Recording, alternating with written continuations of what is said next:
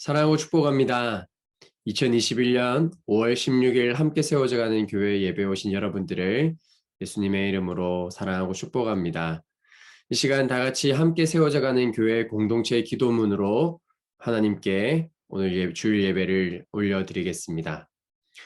하나님, 뜨거운 김이 모락모락 피어나는 밥솥을 보면 왠지 모를 뭉클함이 피어납니다.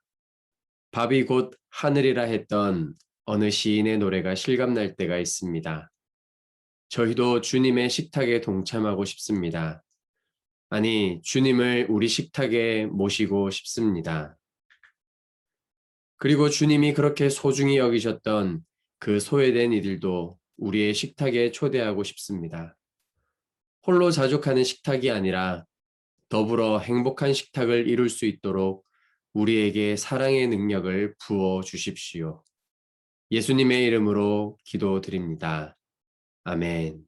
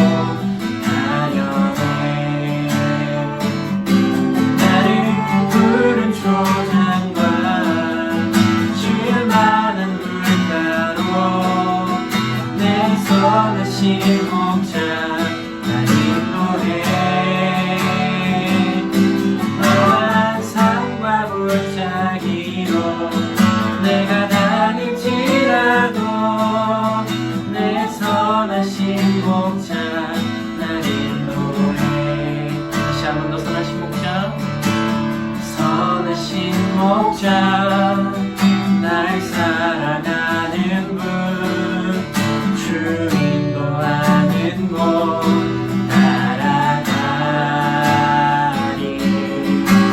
주의 말씀을 나 듣기 위하여 주 인도하는 곳 가려네. 나를 부른 초장과 초장과 쉴만한 물가로 내 선하신 목자 날 인도해. 험한 산과 골짜기로 내가 다니지라도 내 선하신 목자 날 인도해. 나를 부른 초장과 쉴만한 물가로 내 선하신 목자 날 인도해. 험한 산과 골짜기로 내가 다닐지라도 내 선하신 목자 날 인도해. 마지막으로 나를 푸른 초장과 쉴만한 물가로 내 선하신 목자 날 인도해. 험한 산과 골짜기로 내가 다닐지라도 내 선하신 목자 날 인도해.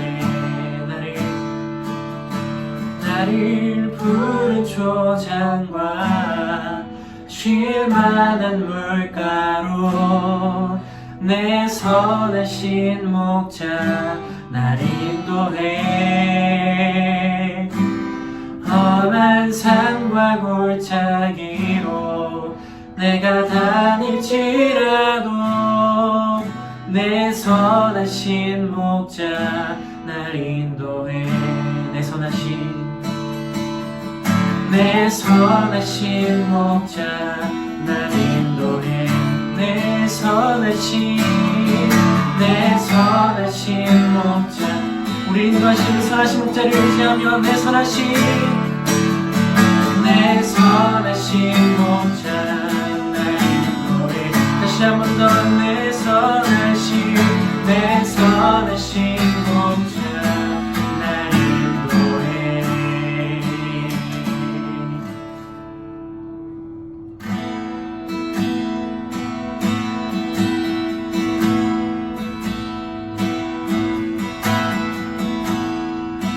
하늘의 문을 여소서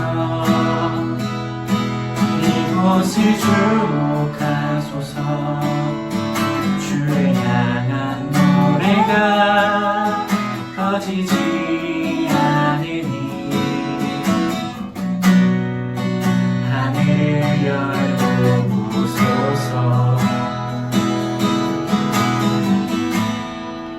이곳에 임재하소서. 주님을 기다립니다. 기도의 향기가 하늘에 닿으니 주여 임재하여 주소서. 이곳에 오셔서 이곳에 앉으소서. 이곳에서 드리는 예배를 받으소서. 주님의 이름만이 오직 주의 이름만 이곳에 있습니다. 이곳에 오셔서 이곳에 앉으소서. 이곳에서 드리는 예배를 받으소서.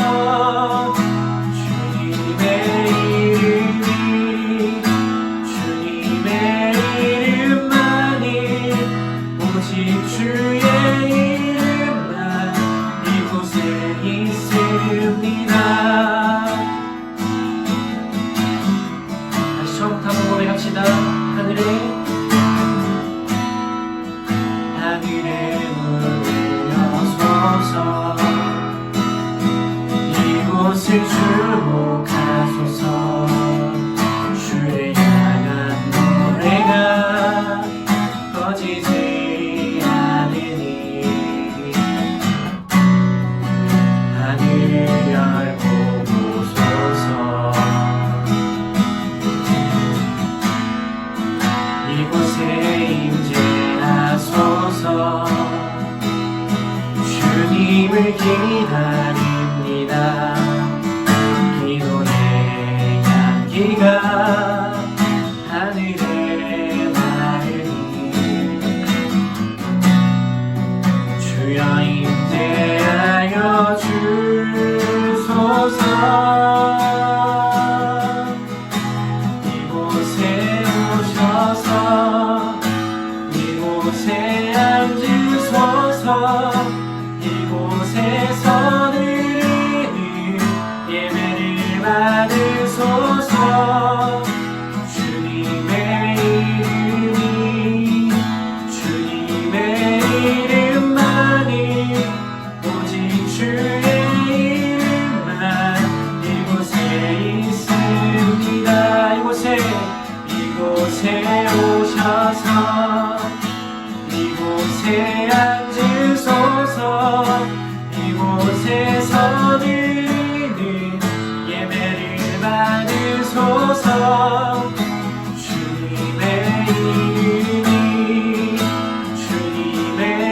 이름만이 오직 주의 이름만 이곳에 있습니다. 다시 한 번 더 이곳에 주셔서 이곳에 앉으소서 이곳에서 드리는 예배를 받으소서 주님의 이름만이 오직 주의 이름만 이곳에 있습니다. 이곳에 오셔서 이곳에 앉으소서 이곳에서 드리는 예배를 받으소서 주님의 이름만이 오직 주의 이름만 이곳에 있습니다. 아멘. 여러분들 한 주간의 삶 속에서 얼마나 주님의 임재를 경험하고 주님과 더 가까이 있고 주님과 함께하기를 소망하셨습니까? 이 시간 우리가 기도할 때 우리가 이렇게 기도했으면 좋겠습니다. 하나님, 우리가 예배에 들어가기 앞서서 하나님, 우리가 이 시간 예배함에 앞서서 하나님, 이 시간 우리가 오늘 이 시간 가운데 하나님의 임재를 경험하고 선하신 주님께서 나를 인도하시고 푸른 초장으로 인도하시는 하나님의 그 말씀과 하나님의 그 인도하심을 하나님 내가 경험할 수 있도록 하나님 오늘의 예배를 하나님 주님께 의탁하며 나아가오니 하나님 우리에게 먼저 찾아와 주시는 그 주님께서 하나님 함께하여 주십시오. 하나님 이 시간 가운데 하나님을 경험하게 주님께서 이 시간 역사하여 주십시오. 성령 하나님 인도하여 주십시오라고 우리 함께 기도하며 나아가도록 하겠습니다. 함께 기도합시다. 하나님 이 시간 기도하며 나아갑니다. 주님 이곳에 오셔서 이곳에 앉으소서 이곳에서 드리는 예배를 받으소서 주님의 이름만이 오직 주의 이름만 이곳에 있습니다. 주님 그렇습니다. 주님 하나님 이 시간 임재가 온전히 우리 함께 하시옵소서. 하나님 우리 붙들어주십시오. 함께 하신 하나님 우리 인도하신 하나님을 이 시간 기도합니다. 기대합니다. 주님 이 시간 우리를 찾아오셔서 하나님 우리 가운데 함께 해주시고 이 시간 우리 함께 동행하여 주시고 우리와 함께 한 걸음을 걸어 나아가 주실 하나님을 기대하오니 함께 하여 주십시오. 하나님 함께 하신 하나님을 기대합니다. 주님 도와주십시오.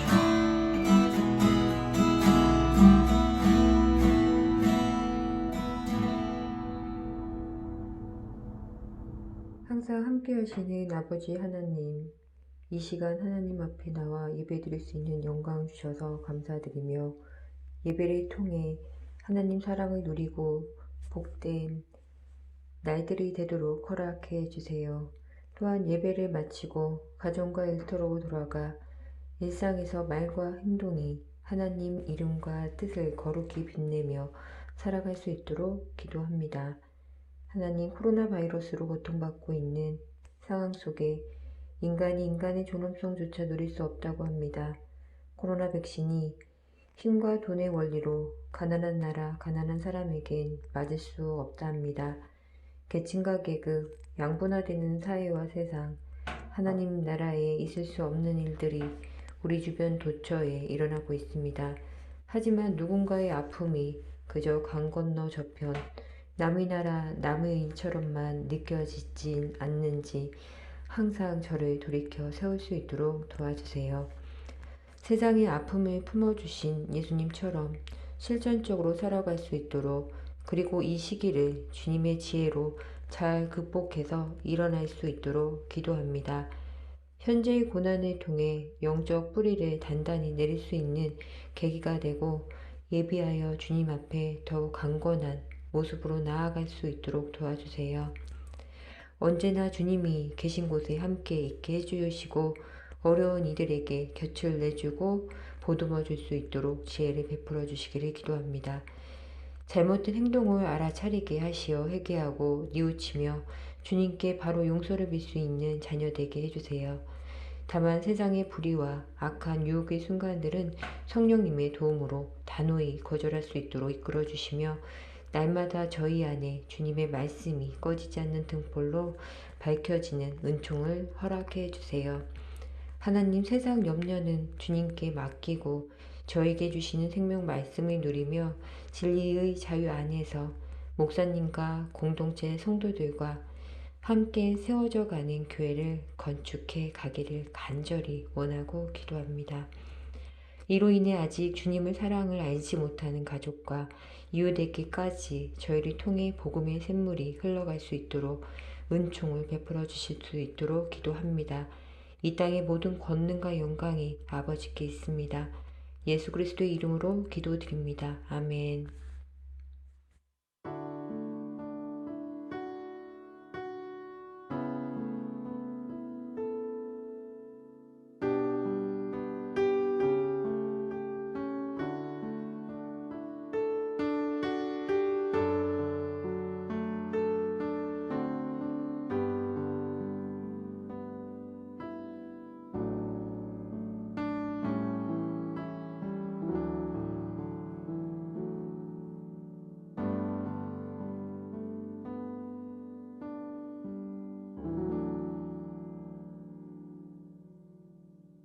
네, 오늘의 교회 소식 몇 가지 알려드리도록 하겠습니다.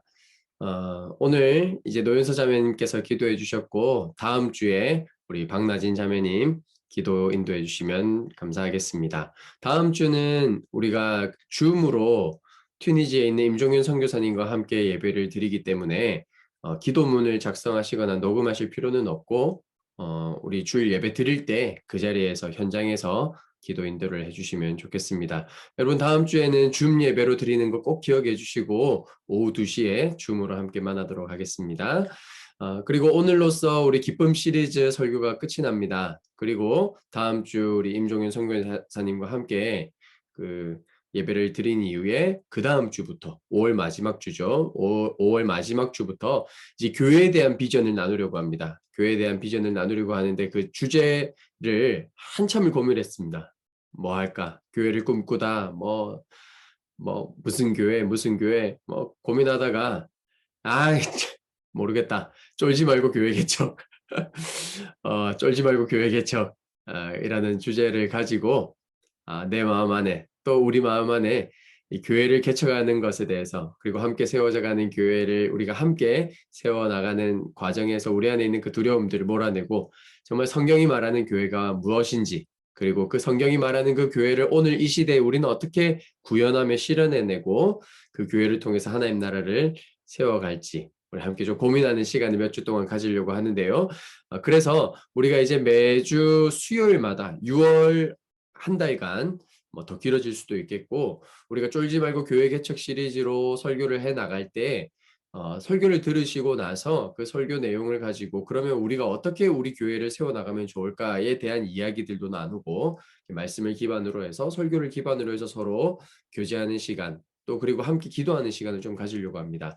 전체 30분은 안 넘기려고 그럽니다. 그래서 아이들 있는 부모도 우리 가정들이 너무 많기 때문에 그래서 자녀들하고 이렇게 너무 방해되지 않는 선에서 아이들에게 좀 부탁 좀 해주십시오. 7시부터 7시 30분까지는 엄마가 아빠가 기도회를 하니까 너희들이 이 시간만큼은 방해하지 않았으면 좋겠다. 그리고 요즘 듄듄 하더라고요. 듄듄. 그래서 듄듄 애들한테 좀 틀어주고 그래서 함께 좀 참여해서 같이 교제하고 기도하는 그 시간을 꼭 좀 가졌으면 좋겠고 그날 참석하지 못하는 사람들이 그래도 있을 거라고 생각합니다. 일하는 과정에 있어서 일하면서 뭐 줌으로 틀어놓고 귀로 들으셔도 괜찮고요. 그래서 미참석자들 같은 경우에는 그 줌으로 우리가 기도회 한 것들을 녹화해서 공유하고 그래서 오지 못한 분들도 꼭 녹화 영상을 통해서 여러분들이 같이 기도해 주셨으면 좋겠어요. 그래서 기도로 같이 세워져 나갔으면 좋겠고 6월 한 달간 우리가 저렇게 같이 기도한 이후에 제가 바라기는 또 그리고 제가 기도하고 있기는 하나님께서 허락하신다면 7월 정도부터 우리가 다른 교회 예배당 공간을 좀 빌려서 그 안에서 같이 예배드리면 어떨까 하는 그런 생각을 좀 하고 있습니다. 그래서 한 달간 우리 같이 기도하면서 마음을 모으고 또 그렇게 마음이 모여지면 7월에 우리가 모일 수 있는 사람들은 그 공간의 한정 안에서 그렇게 모여서 같이 오프라인으로 또 예배드리고 하는 그런 이제 한 단계 한 단계씩 우리가 좀 나아가야 되겠다라는 생각이 들고 또 온라인으로 계속 예배가 길어지다 보니까 예배 집중하기 어렵다는 또 성도님들의 그 피드백들을 많이 듣게 되면서 그리고 또 공간에 대한 기도들을 많이 해주시면서 서로 모이는 것에 지금 마음들이 많이 갈급해하는 것들을 많이 듣게 되었습니다. 그래서 많이 기도해 주시고 이렇게 우리 6월 한 달간 여러분들 모이고 싶다고 해서 우리가 바로 움직이고 바로 움직이는 것이 아니라 항상 우리가 성령의 인도하심을 따라서 성령께서 우리에게 감동을 주시고 또 감동을 주시면 또 지혜도 주시고 방법도 주시고 길을 열어주시는 것들을 따라서 우리가 그렇게 한 걸음 한 걸음 걸어 나갔으면 좋겠습니다. 오늘 읽을 하나님 말씀은 디모데전서 1장 12절에서 17절까지 말씀입니다. 디모데전서 1장 12절에서 17절까지 말씀. 한 목소리로 읽도록 하겠습니다. 나는 나에게 능력을 주신 우리 주 그리스도 예수께 감사를 드립니다. 주님께서 나를 신실하게 여기셔서 나에게 이 직분을 맡겨 주셨습니다. 내가 전에는 회방자요, 박해자요, 폭행자였습니다. 그러나 그러한 행동은 내가 믿지 않을 때에 알지 못하고 한 것이므로 하나님께서 나에게 자비를 베풀어 주셨습니다. 우리 주님께서 나에게 은혜를 넘치게 부어주셔서 그리스도 예수 안에서 얻는 믿음과 사랑을 누리게 하셨습니다. 그리스도 예수께서 죄인을 구원하시려고 세상에 오셨다고 하는 이 말씀은 믿음직하고 모든 사람이 받아들일 만한 말씀입니다. 나는 죄인의 우두머리입니다. 그러나 하나님께서는 나에게 자비를 베푸셨습니다. 그 뜻은 그리스도 예수께서 끝없이 참아주심의 한 사례를 먼저 나에게 드러내 보이심으로써 앞으로 예수를 믿고 영생을 얻으려고 하는 사람들의 본보기로 삼으시려는 것입니다. 영원하신 왕, 곧 없어지지도 않고 보이지도 않는 오직 한 분이신 하나님께 존귀와 영광이 영원 무궁토록 있기를 빕니다. 아멘. 오늘은 기쁨 시리즈 6번째 마지막입니다. 절대적 나를 발견하는 기쁨이라는 제목으로 하나님 말씀 나누려고 합니다. 여러분 6번에 걸쳐서 오늘까지 우리 기쁨이 필요한 그대에게 특별히 기쁨이라는 주제로 하나님 말씀을 우리가 나누고 있는데 과연 우리는 기쁨을 회복할 수 있을까라는 이 한 가지 질문에서 이 6번의 설교가 시작되었습니다. 여러분에게 한번 여쭤보고 싶습니다. 기쁨이 회복되셨나요? 그리고 지금 여러분들은 행복하십니까? 혹시 2사람 이상 예배드리고 있다면 한번 좀 옆 사람에게 좀 신뢰가 안 된다면 물어봐 주시죠. 예, 뭐 싸우지는 마시고 기쁘십니까? 예, 쪼개지는 마시고 지금 못마땅한 얼굴로 막 그래 넌 기쁘지 뭐 이런 식으로 하지 마시고 정말 기쁘십니까? 그리고 여러분의 마음도 좀 서로 나눠주시고 내용들이 다 기억날지는 모르겠습니다. 실은 다 기억한다는 것은 쉽지 않죠. 여러분 다시 기회가 된다면 여러분 처음부터 돌아가서 한 주 한 주 다시 보시고 또 들으시고 또 배우시고 익히시고 한 주 한 주 다시 미션들을 실천해 나간다면 하나님이 여러분들 삶에 그리고 여러분 가정에 정말 그 기쁨을 하나님이 우리 마음에 두신 그 기쁨을 회복시켜 가시는 은혜가 있을 거라고 저는 생각합니다. 오늘은 우리 첫째 주부터 이렇게 보시면 이것이 이제 우리가 양파라고 가정한다면 양파의 겉에서부터 이야기를 시작해 왔습니다. 표피적인 거, 표면적인 거, 세상에 관한 거, 그리고 원초적인 거, 육체에 관한 거, 감정에 관한 거, 마음에 관한 거. 그리고 오늘 마지막으로 가장 중심이고 가장 근원되는 그 기쁨, 그것은 무엇이냐면 절대적인 나 자신을 발견한 사람의 기쁨이라는 주제로 좀 말씀을 나눠보려고 합니다. 여러분 한국에 100세가 넘으신 철학 교수님이 한 분 계신데 김영석 교수님이시죠. 이분이 연세가 많으셔서 경로당 같은 데 가서 강연을 할 기회가 있다고 합니다. 거기 가서 나누는 주제들이 바로 이렇게 나는 누구인가, 또는 우리 삶의 의미는 무엇이며 우리는 어떻게 살아야 하는가. 할머니, 할아버지들이 꽤나 경청해서 듣는다고 합니다. 그런데 집으로 돌아오는 길에 이런 문득 생각이 들었다는 것이죠.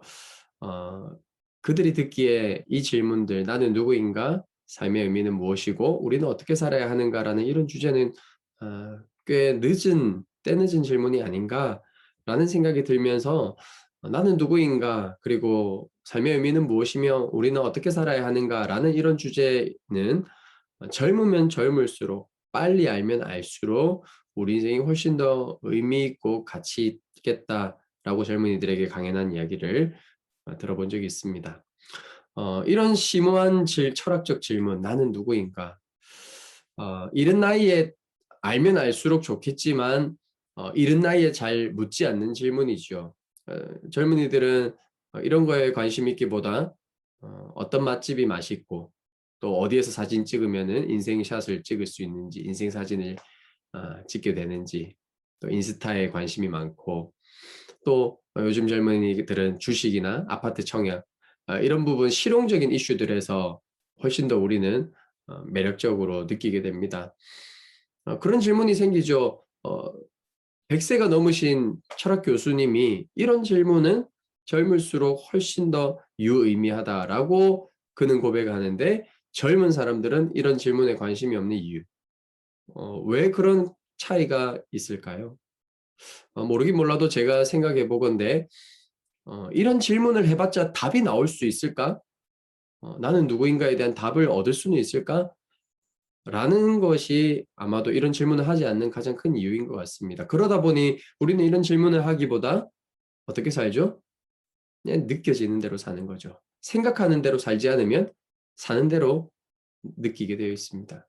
여러분, 그런데 그 느낀 것은 얼마나 불확실합니까? 그 느낌이라는 것은 정말 불완전하거든요.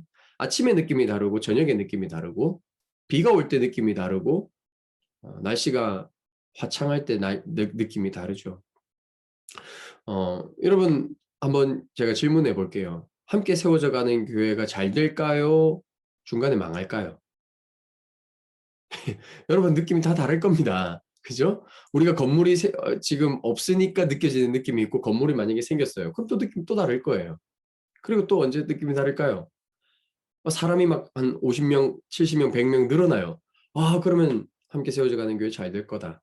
근데 갑자기 지금 한 10명, 15명 있는데 한 가정이 싸워 가지고 우리는 안 나올 거예요. 우리는 이사 갔어요, 제주도로. 막 그러면서 이제 한 명 한 명 줄어든단 말이죠. 그러면 우리는 망하겠구나라는 느낌이 든다고요.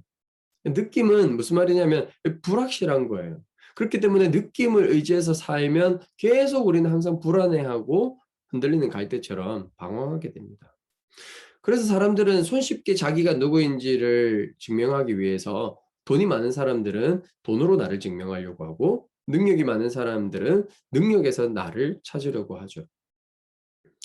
가끔 있는 일이긴 하지만 이제 제가 외부 집회에 초대받아서 이제 가려고 할 때마다 관계자들이 저한테 이렇게 연락이 옵니다. 목사님 프로필 좀 보내주십시오. 뭐 어디서 태어났는지부터 이렇게 보내기는 좀 그렇고 이력서도 아니고 그렇다고 또 어디 고등학교 어디 대학교 다 쓸 수도 없고 마땅치 않아서 저는 항상 어떻게 보내냐면 함께 세워져 가는 교회 김종원 목사입니다. 그럼 항상 이렇게 다시 답장이 와요. 이게 다입니까? 초라한가요, 제가? 그렇게 느껴지나요?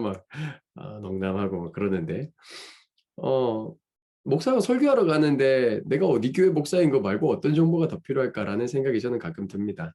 그런데 우리가 살아가는 문화는 또 그렇지 않죠.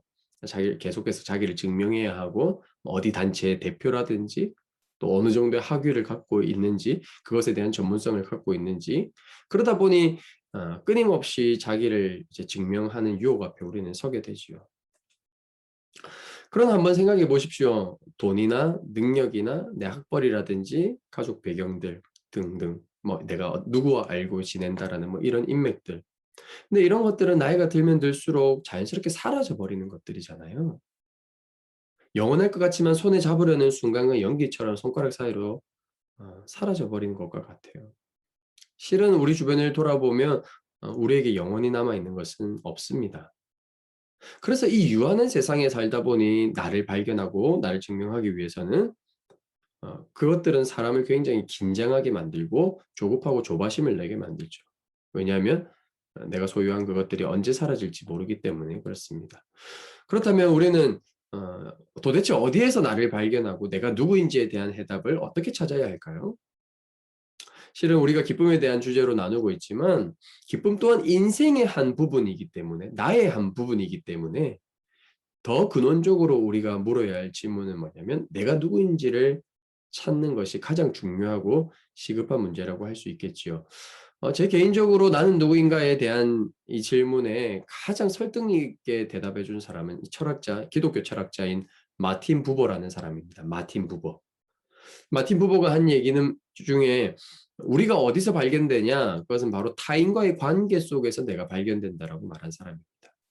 그래서 이 화면에 나오는 대로 인간의 다른 이름은 관계다. 정신이란 어디에 있냐면 내 속에 있지 않고 나와 너 사이에 존재한다. 세 개의 뿌리말은 외말이 아니라 짝말이다. 서로 나와 너가 연결될 때. 너무 우리 인생을 잘 설명한 표현이죠. 여러분, 우리는 태어날 때부터 우리는 부모와 관계를 맺고 자라면서 친구와 관계를 맺고 사랑하는 사람을 만나서 부부가 되고 또 부부 사이에서 나온 자녀들과의 또 관계를 맺으면서 관계에서 시작해서 관계로 우리 인생을 마감합니다. 여러분, 실제 우리 삶을 돌아봐도 그렇죠. 일을 마치고 돌아올 때 아이들이 달려오지 않습니까? 아빠 하고 달려옵니다. 그러는 순간 내가 이 아이들의 아빠구나. 그리고 아침에 일어나서 모닝 허깅을 하죠. 아내와 함께. 그쵸? 예, 다들 그 정도는 하고 계시죠? 아침에 일어나면 잘 잤어? 네, 할렐루야. 네. 너무 주님만 바라보지 마시고 가끔 남편과 아내도 좀 바라봐 주시고 허깅 한번 하시고 그래서 그 속에서 무엇을 느낍니까? 내가 한 아내의 남편이고 한 남편의 아내이구나. 그 속에서 나를 발견하는 거죠. 내가 누구인지. 근데 그 내가 발견되는 순간 뭐가 발견되냐면 내 삶의 의미와 목적도 거기서 깨닫게 된다는 것이에요. 내가 일하러 가는 이유가 이 가정을 위한 것이지. 그리고 오늘 내가 포기하고 싶어도 포기할 수 없는 이유가 내 자녀들 때문이지. 우리는 관계 속에서 나를 발견하고 내 삶의 의미와 목적을 깨닫게 되기도 합니다. 그런데 중요한 문제는 뭐냐면 다른 사람의 거울에 비친 내 모습을 통해서 나를 발견하면 이 타인이 건강한 거울일 때는 내가 건강한 내 자신을 발견하게 되는데 때로는 건강하지 못한 부모라는 거울에 비친 나를 발견하게 될 때에는 또 건강하지 못한 인간관계 속에서 나를 발견하게 될 때는 건강한 내가 아니라 왜곡되고 오히려 위협적이거나 억압받는 모습을 보게 되는 것이죠. 부모라는 거울뿐만 아니라 때로는 이제 자녀들의 학부모들끼리 모여서 이제 아이들 교육하는 이야기들 이야기하고 어느 학원 보내냐 이런 이야기들 이제 자주 하잖아요. 그러면은 내가 아이를 잘못 키우고 있나? 내가 좀 더 학원을 몇 개 더 굴려야 되나? 다른 애에 비해서 내가 너무 아이에게 관심이 없나? 그러면서 이제 서로 비교의식과 열등감의 나를 보게 될 때도 있죠. 여러분, 이것은 무엇과 비슷하냐면 놀이동산에 있는 이 매직 거울 있지 않습니까? 뚱뚱해 보이는 거예요. 날씬해 보이고 키가 커 보이고 짜리몽땅해 보이고 이 거울들이 진짜 나입니까? 아니에요. 왜곡된 나예요. 변형된 나예요. 허상이에요. 마찬가지로 온전하고 절대적인 타인을 만나야 내가 온전한 나를 발견할 텐데 우리가 살아가는 모든 세상들을 보면은 나를 비롯해서 다 그 깨어진 세상 속에 살아간단 말이죠. 그러다 보니 불완전한 타인을 통해 비춰지는 나조차도 불완전하게 되는 것이죠. 그렇기 때문에 우리는 이 땅에서 온전한 나, 절대적인 나를 발견하기 위해서는 무엇이 필요하냐면 온전한 누군가, 절대적인 대상이 필요하다는 것이에요. 여러분 이미 그 답을 예측했을지는 모르겠지만 이 세상에 유일하게 절대적이고 유일하게 완전한 분은 하나님 한 분이십니다. 여러분, 사람이 사람에게 결코 사용해서는 안 될 단어가 저는 절대라는 단어라고 생각을 해요. 이런 말 자주 하죠. 절대 거짓말하지 않겠어. 절대로 같은 잘못을 반복하지 않겠어. 그 사람이 제일 거짓말 잘합니다. 그 말 자체가 거짓말이기 때문에. 그 말 자체가 잘못하고 있는 거기 때문에. 그렇지 않습니까? 사람이 절대라는 말을 어떻게 씁니까? 제 자신을 돌아봐도 그렇고 여러분 삶을 돌아봐도 우린 절대라는 말을 사용하기에 너무나 의지가 약하고 너무나 어제와 오늘의 삶이 우린 늘 다르지 않습니까? 우린 절대적인 존재가 아닙니다. 완전한 존재가 아닙니다. 따라서 이 세상에서 절대적인 나를 발견하기 위해서는 누가 필요하냐면 절대적인 존재가 필요하고 그 절대적인 존재 앞에 설 때에만 비로소 불완전하거나 상대적인 나가 아니라 절대적인 나를 발견할 수 있다는 것이죠. 우리가 믿는 하나님은 바로 그 절대적이고 완벽한 거울이십니다. 그분 앞에 서야만 우리는 가장 정확한 나를 찾을 수 있는 것이죠. 성경에서는 많은 믿음의 사람들이 그 완벽하고 절대적이신 하나님이라는 거울 앞에서 절대적인 자기 자신을 찾은 사람이 등장합니다. 그리고 절대적인 나를 발견한 사람들의 공통점은 상황과 환경을 뛰어넘어 기뻐할 수 있었다라는 것이죠. 그 중에 한 사람이 바로 바울이죠. 바울은 감옥에 갇혀 있으면서도 죽음의 경계선 앞에서도 여전히 기뻐할 수 있는 모든 비결을 배웠던 사람입니다. 오늘 읽었던 우리 디모데전서라고 하는 성경은 바울의 영적인 아들 디모데에게 편지를 쓴 겁니다. 근데 이 편지는 바울이 죽기 2년, 3년 전에 쓴 편지예요.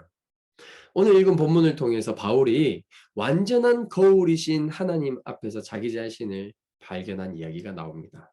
그래서 함께 좀 살펴보길 원하는데요. 세 가지 바울의 모습을 발견하게 됩니다. 첫 번째는 절대적인 하나님이라는 거울 앞에 서 보니 바울이 발견한 자기 자신은 형편없는 자기 자신이었다라는 거예요. 13절을 한번 보실까요? 내가 전에는 회방자요, 박해자요, 폭행자였습니다. 15절에도 이런 고백이 나오죠. 나는 죄인의 우두머리입니다. 죄인 중에 대장입니다. 내가 가장 세상에서 악한 자입니다.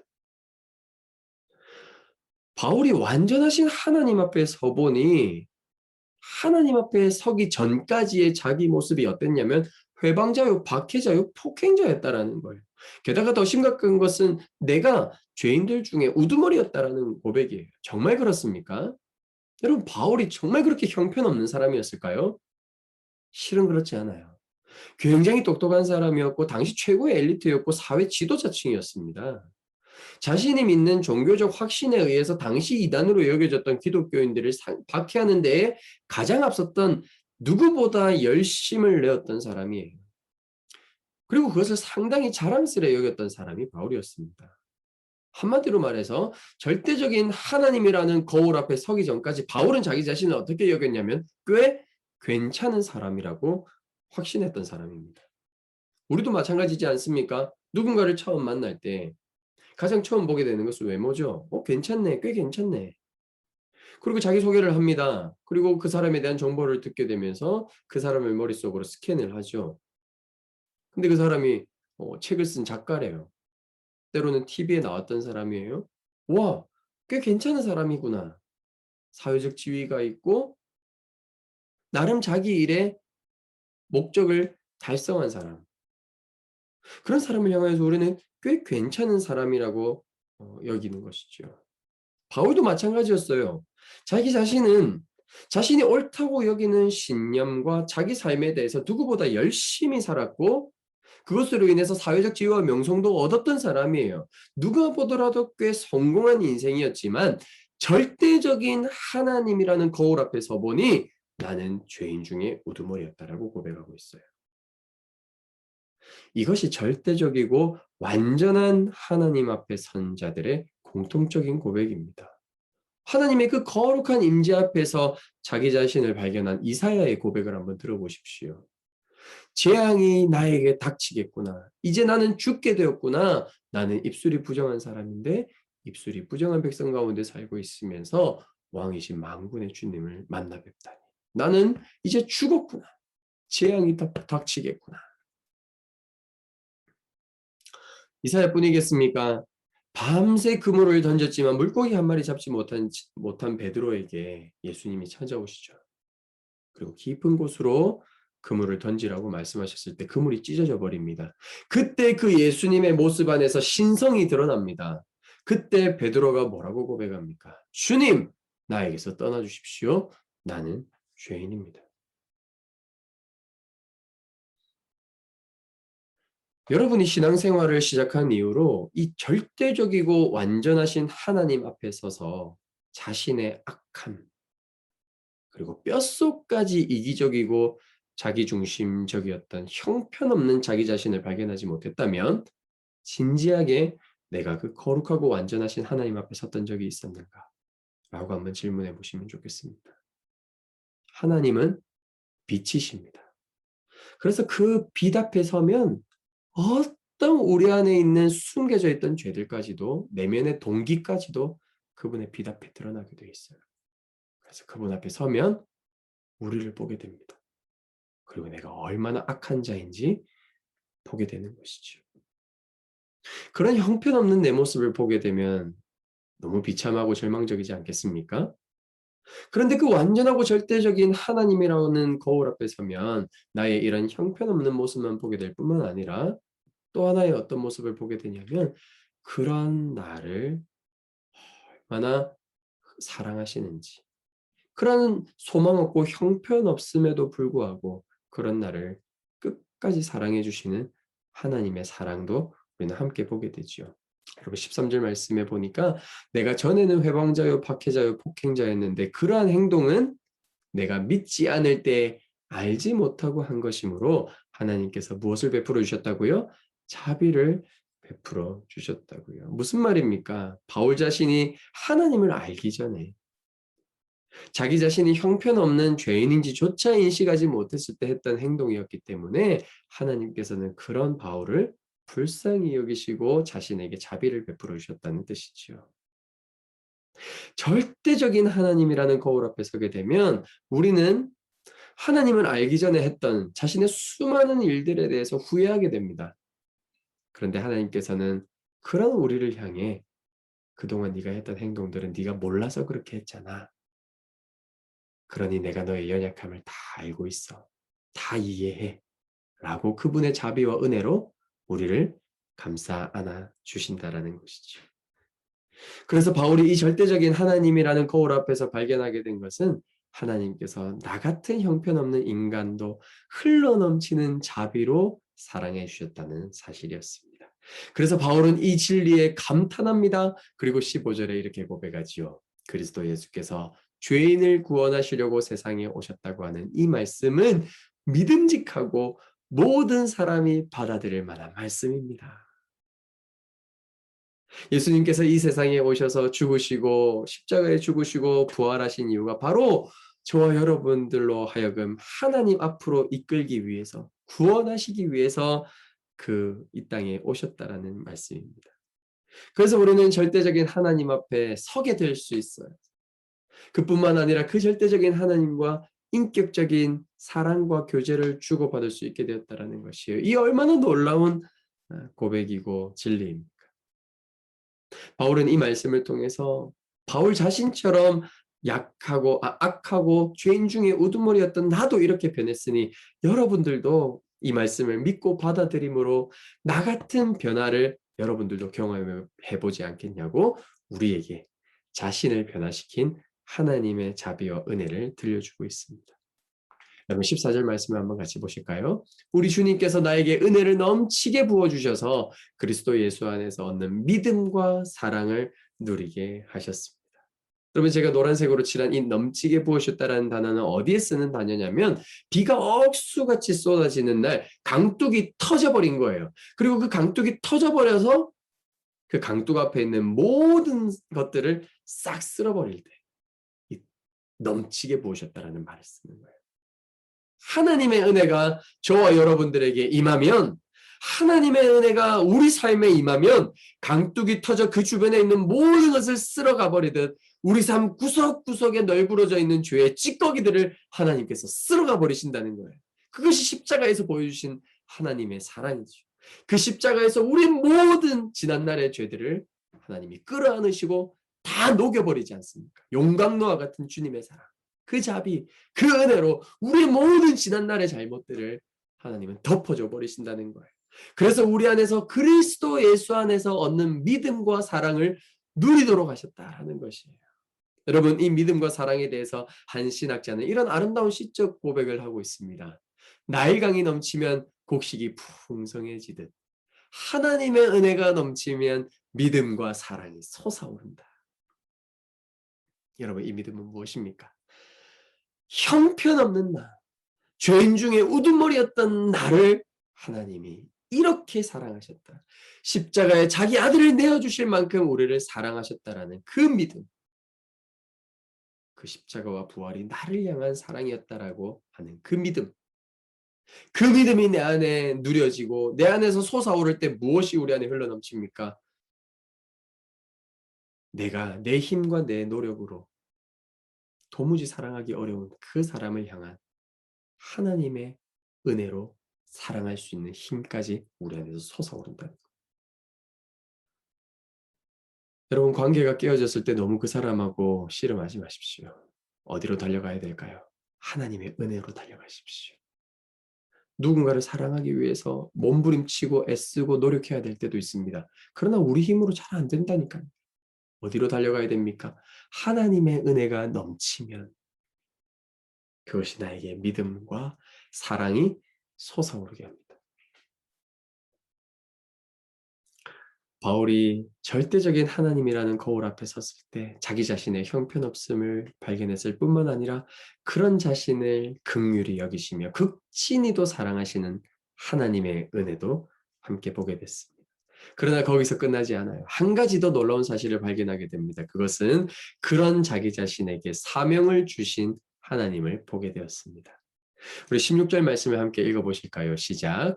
그러나 하나님께서는 나에게 자비를 베푸셨습니다. 그 뜻은 그리스도 예수께서 끝없이 참아주심의 한 사례를 먼저 나에게 드러내 보이심으로써 앞으로 예수를 믿고 영생을 얻으려고 하는 사람들의 본보기로 삼으시려는 것입니다. 형편없는 자기 자신, 그런 죄인 중에 우두머리였던 나를 한없이 참아주시고 품어주신 하나님의 은혜와 자비를 누릴 뿐만 아니라 이 자비와 은혜를 누군가에게 증거하고 증언하는 증인의 삶을 살게 되는 사명자로서의 나 자신을 발견하게 된다는 것입니다.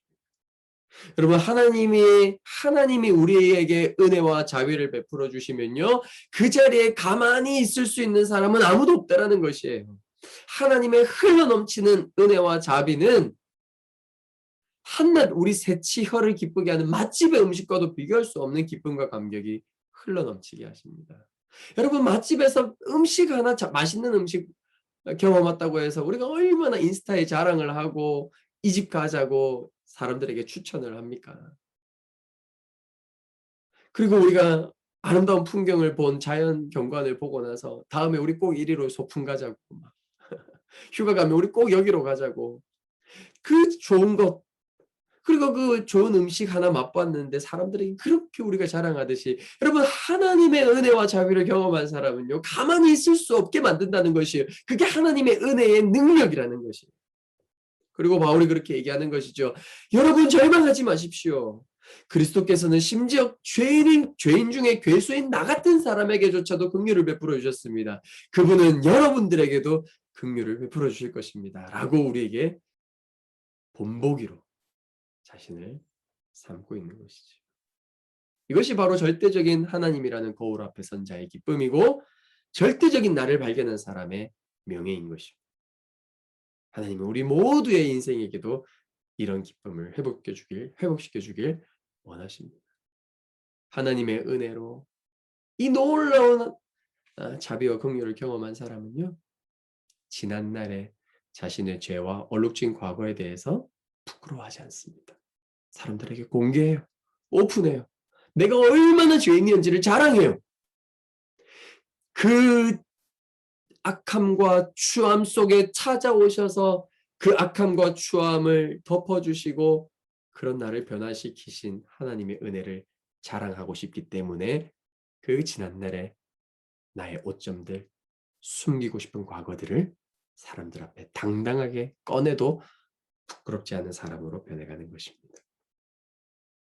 여러분, 지금까지 여러분들은 어떤 거울 앞에 서 있으셨습니까? 우리는 세상에 깨지고 왜곡된 거울 앞에 서서는 결코 우리 자신의 온전한 모습을 볼 수 없습니다. 우리는 이 세상에 유일하게 완전하고 절대적인 하나님이라는 거울 앞에 서야만 참된 우리 자신을 볼 수 있고 발견할 수 있습니다. 우리는 지금껏 부모님이라는 거울 앞에 섰나? 다른 학부모들이라는 거울 앞에 섰나? 그리고 배우자라는 거울 앞에 섰나? 그리고 다른 사람의 평가라는 거울 앞에 선 나를 통해서 우리는 어쩌면 지금까지 그 기쁨을 빼앗겨버린 채 열등감이나 우울감에 빠져 산 시간이 꽤 많았을지도 모르겠습니다. 하지만 하나님이라는 절대적이고 완전한 그 거울 앞에 섰을 때에는 그 완전하신 분의 모습 앞에서 형편없는 나를 발견하기도 하지만 그런 형편없는 나를 끝까지 참으신 그 하나님의 놀라운 은혜와 자비를 우리가 경험하게 되는 것이죠. 그리고 그 은혜는 나를 내가 있는 그 자리에 가만히 있도록 내버려 두지 않습니다. 내 마음을 약동하고 추동시켜서 나의 악함 속에 찾아오신 그 하나님의 사랑을 증언하는 본보기로 삼으려고 하는 그런 놀라운 증언자로, 사명자로 변하게 되는 것이지요. 여러분, 6주간의 기쁨이라는 주제로 오늘 이 설교를 통해서 6주간의 이 기쁨이라는 주제의 말씀을 마무리하게 되었습니다. 특별히 여러분들 6주간의 이 설교를 하면서 여러분도 한 가정 한 가정 신방하고 또 전화로 통화하고 여러분들의 이야기를 들으면서 하나님께서 왜 우리에게 이 기쁨이라는 주제로 또 하나님 말씀을 나누게 하셨는지 저는 하나님의 뜻을 참 많이 발견하는 시간이었습니다. 만약에 이 기쁨이라는 주제로 우리가 성경적 원리들을 내 중심에 새기지 않았다면 우리는 어쩌면 하루하루 주어진 현실과 상황에 의해서 기뻐할 만한 상황이 있으면 기뻐하고 또 힘들고 어려운 상황이 찾아오면 낙심하는 그저 하나님을 믿지 않는 사람과 조금도 구별되지 않는 삶이었을 수 있겠다는 생각이 들었습니다. 하지만 우리에게 이 6가지 기쁨, 특별히 성경적 기준을 통해서 성경적 원리를 통해서 가장 먼저는 저와 우리 가정에 하나님께서 그 기쁨을 회복시켜 주셨다라는 것을 고백하고 싶습니다. 기뻐할 수 있는 일들, 그런 것들이 충만해서 제가 기뻐했던 것이 아닙니다. 바울과 같이 도저히 상황적으로는 기뻐하기 어렵고 수용하기 어려운 현실들이 참 많았습니다. 이번 6주간에. 그럼에도 불구하고 그 상황들을 넉넉히 이길 수 있는 힘을 하나님께서 여러분들에게 제가 매주 설교 때마다 제가 미션을 드렸죠. 저도 그 미션을 성실하게 수행했습니다. 좋다. 와, 끝내준다. 참 잘했어. 그렇게 하면서 제가 제 자신에게도 폭발하지 않고 표현하는 것들 계속 여러분들과 함께 그 미션을 수행하면서 하나님이 그 말씀이 실제가 되게 하시는 것들을 경험하게 하셨습니다. 이 말씀을 듣는 여러분 모두에게도 다시 한번 권면드리고 싶습니다. 기회가 된다면 기회를 내십시오. 그리고 다시 한번 처음부터 이 기쁨 시리즈를 하나하나 차근차근 다시 들으시고 다시 한번 배워보시고 다시 한번 실제 삶으로 그 말씀이 내 삶에도 진짜인지 아닌지 내 삶에도 적용이 되는지 안 되는지 한번 실험해 보십시오. 그리고 미션을 다시 한번 수행해 보십시오. 반복해 보십시오. 그러면 시편에 고백한 이 시인의 고백처럼 주님께서 우리 마음에 두신 기쁨은 핵곡식과 새포도주가 풍성할 때 누리는 기쁨보다 더 큽니다. 라는 이 고백을 입으로만이 아닌 성경 속에 있는 성경책의 내용으로만이 아닌 저와 여러분들의 삶으로 고백할 수 있게 된 날이 올 것이라고 저는 믿습니다. 함께 기도하시겠습니다. 이 시간은 침묵하는 시간입니다. 말씀을 듣고 말씀 가운데 하나님께서 주신 생각과 그 마음에 집중하면서 하나님의 음성에 함께 귀 기울이는 시간 가졌으면 좋겠습니다. 함께 침묵으로 나아가겠습니다.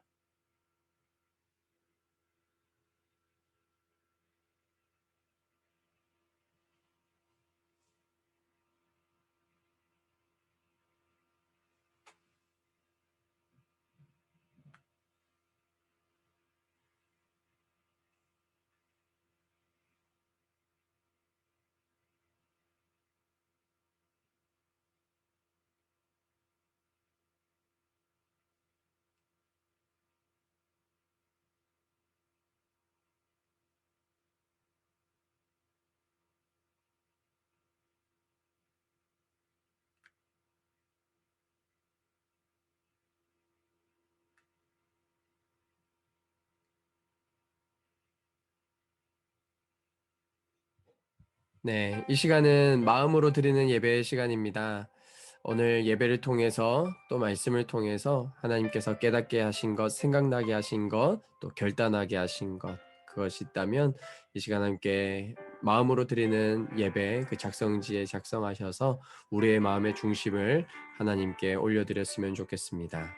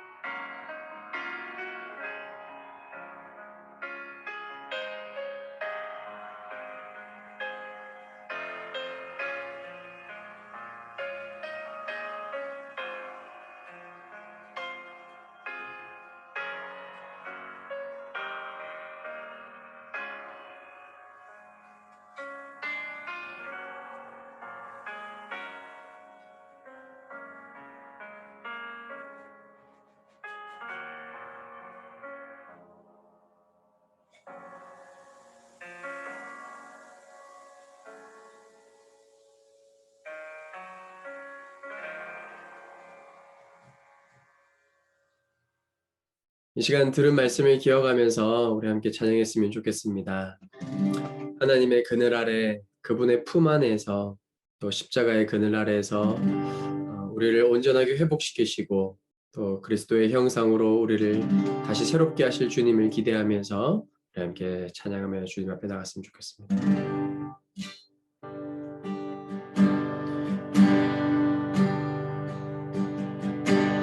하나님의 그늘 아래 내 모든 것 다 내려놓고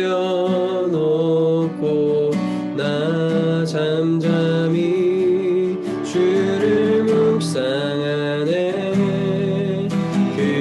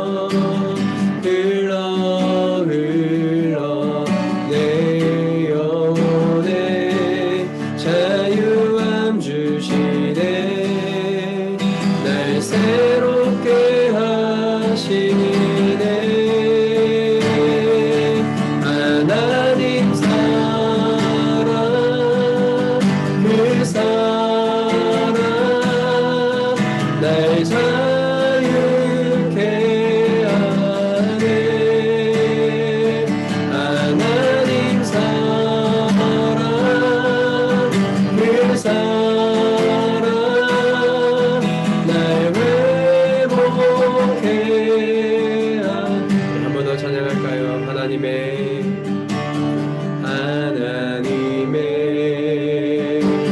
그늘 아래 내 모든 것 다 내려놓고 나 잠잠히 주를 묵상하네.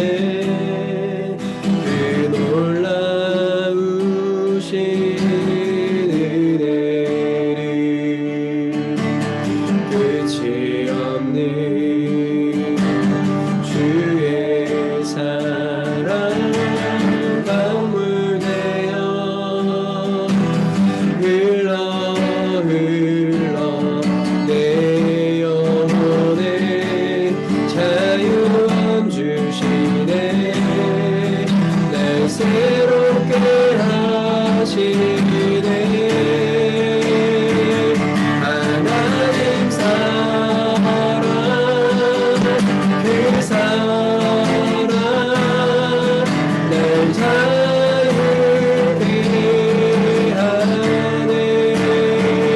하나님 사랑 그 사랑 날 외롭게 하나님 사랑 그 사랑 날 자유케 하네. 하나님 사랑 그 사랑 날 자유케 하네. 하나님 사랑 그 사랑 날 외롭게 마지막으로 너 하나님 사랑 날 자유케 하네. 하나님 사랑 그 사랑 날 자유케 하네. 하나님 사랑 그 사랑 날 외롭게 하네.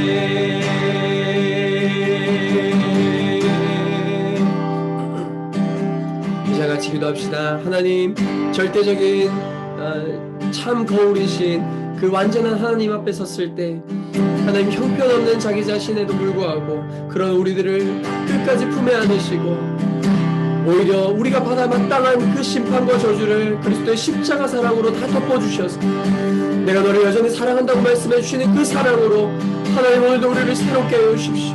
하나님 그 죄를 주님을 십자가에 달았던 그 죄를 멀리하게 하시고 미워하게 하여 주시고 다시 주님을 향한 불붙는 사랑이 일어날 수 있도록 도와주십시오.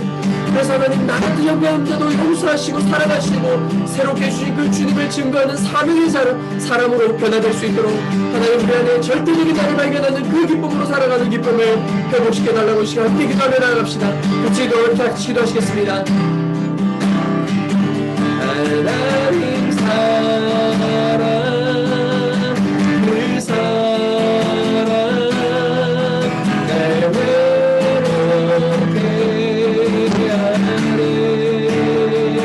하나님 사랑 그 사랑 날 외롭게 하네. 하나님 사랑 그 사랑 날 자유케 하네.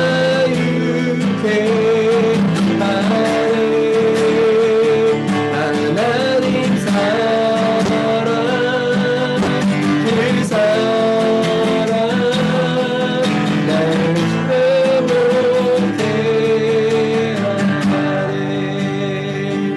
하나님 사랑 그 사랑 날 자유케 하네. 하나님 사랑 그 사랑 날 회복케 하네.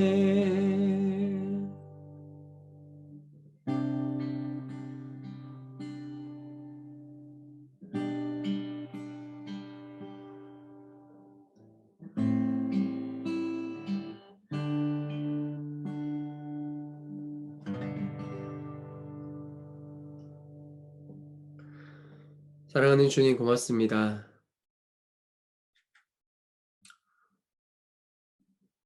사회적으로 볼 때에는 그리고 다른 불완전한 그 대상들과의 비교 속에서는 나름 꽤 괜찮은 사람이라고 생각하기도 하고 때로는 그 왜곡되고 굴곡진 거울 앞에서 내가 형편없다고 생각했던 열등감에 빠지기도 했던 일희일비하며 갈대처럼 흔들리던 그런 불안했던 우리 인생을 그 절대자이신 절대적인 하나님 앞에서 완전한 그 거울 앞에서 온전한 내 모습을 다시 말씀을 통해 발견하게 해주시고 깨닫게 해주시니 감사합니다. 하나님, 이제는 다른 기준으로 나를 보지 않게 하여 주시고 절대자이신 그분 앞에서 형편없는 나를 여전히 사랑한다고 말씀해 주시고 너는 내 아들이라고 너는 내 것이라고 말씀해 주시는 그 영원히 변하지 않는 그 진리를 내 인생의 내 정체성으로 삼고 그분이 주시는 사랑을 마음껏 누리고 교제하는 가운데 그 주님을 닮아가는 놀라운 인격의 성숙과 삶의 변화를 통하여서 너희들도 하나님의 은혜를 맛보면 나처럼 변할 수 있다라는 사명자의 삶으로 하나님 우리가 조금씩 조금씩 변해가는 놀라운 은총을 맛보게 하여 주시옵소서. 이제는 예수 그리스도의 은혜와 하나님 아버지의 사랑과 성령님의 1분 1초도 우리를 떠나지 않으시는 교제하심이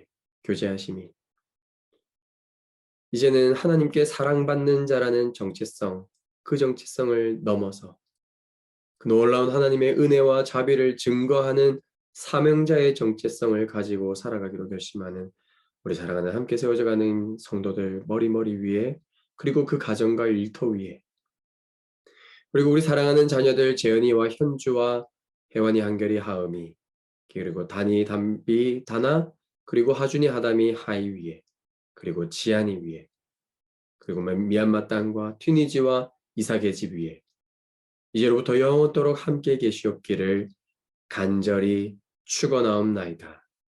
아멘.